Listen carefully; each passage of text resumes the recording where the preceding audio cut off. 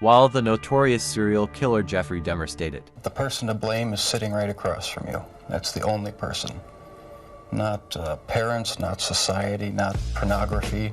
I mean, those are just excuses." Ted Bundy, who killed over 30 women, claimed the complete opposite. But I've lived in prison for a long time now. And I've met a lot of men who were motivated to commit violence just like me. And without exception, every one of them was deeply involved in pornography, without question, without exception, deeply influenced and consumed by an addiction to pornography. But that doesn't mean pornography was the root cause of their crimes. Yet it also doesn't mean that porn is harmless, because in one study, researchers reviewed some of the most popular pornographic videos and found that most of them contained violence against women.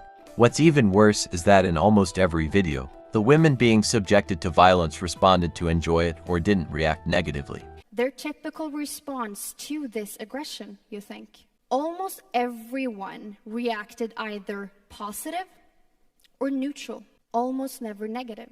Misleading the viewers about sex. Most of what I learned was through pornography, so it was just dominant, just bam, bam, bam. It set a standard that good to have a 10-inch penis, be able to last 2 hours, all these things, you know. feeling like I could never live up to what the standard was. Pornography, which kind of created some shame and guilt within me, which made me more insecure with women. However, like many other addicts, I was denying that I was addicted to porn, despite spending an unhealthy amount of time watching it. What is addiction? Addiction is when it starts interfering with other aspects of your life, when it interferes with your career, when it interferes with your finances, when it interferes with your erection. If your brain learns to be aroused by watching other people have sex, it is not necessarily going to carry over to the ability to get aroused when you're one-on-one with somebody else. Realized that I essentially conditioned my brain to prefer pixels over people and partners. It became addictive where I would just do that every time, and then I was just at home for 5 years and didn't,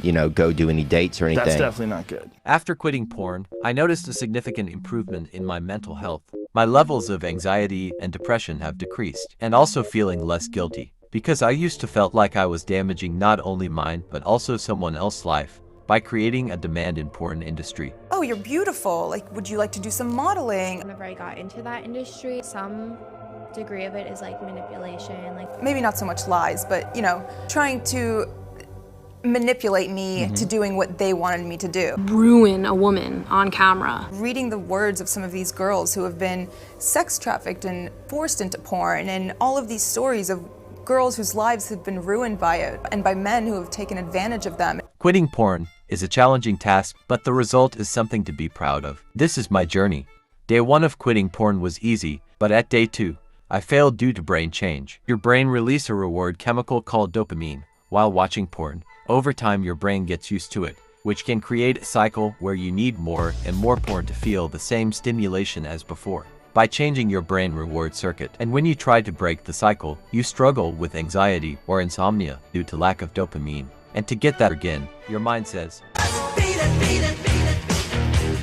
Beat it, beat it, beat it." However, despite these symptoms, I was able to overcome porn addiction by taking a series of important steps. First step is identifying the triggers that make you watch porn. For me, it was boredom. Seeing provocative images on social media or being home alone. You can identify your triggers by writing down from your previous experience that made you watch porn.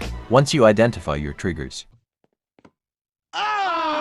replace them with some healthy activities like going for a walk or listening to music. Figure out what works best for you. Just do anything good other than watching porn. You can use internet filters or blocking software to limit your access to pornographic content. Set realistic goals to reduce the frequency and amount of porn consumption. I started small and gradually increased the goal. Monitor your progress and keep track of your successes and setbacks. This helped me stay motivated and make adjustments to my plan as needed.